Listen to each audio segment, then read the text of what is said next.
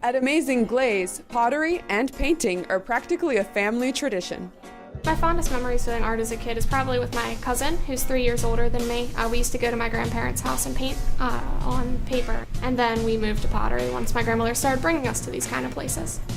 I like pottery because you have so many choices, and you can decide every day to do something different, and you can really make it your own. Once I get an idea of what type of pottery I want to make, if I want to make a plate or a bowl, the ideas just kind of start flowing. First-timers quickly realize pottery is both fun and frustrating.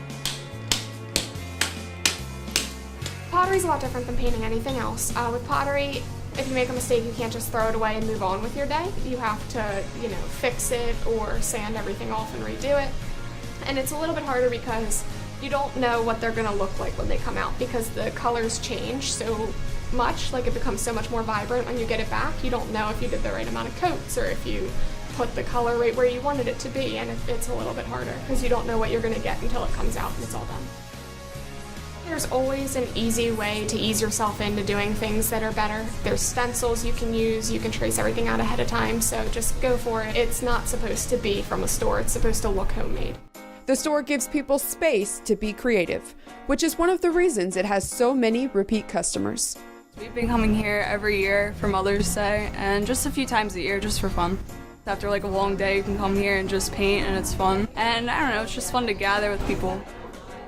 All the customers are very happy here. A lot of them come in and have their minds set on what they want to do. They've been here a trillion times before, and some of them it's their first time, so they're not too sure, and we kind of have to guide them in the right direction. Sometimes a lot of people don't understand what you're trying to say, so when you're trying to instruct them, you kind of have to go to the bare minimum for them, and it's still fun though. It's really nice to see people's pieces completed when they come back to pick them up. Employees and customers create art and memories at Amazing Glaze, though not all of them are happy. A lot of people come in here who have gone through a lot of struggles recently, like for relaxation and mediation purposes. They come in and paint pottery to get their mind off of things, and hearing their stories does sometimes cause bad days.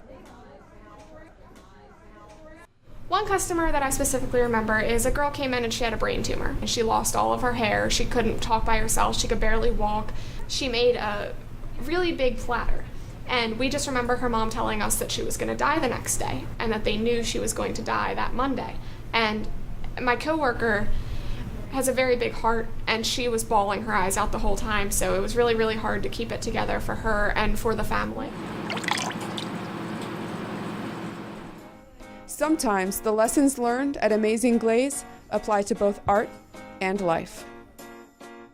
You never know what could happen, and it's always good that to spend time with the people that you love doing things that you can cherish forever. So I know that they took that platter home and they kept it for the rest of their lives to remember their daughter who passed away.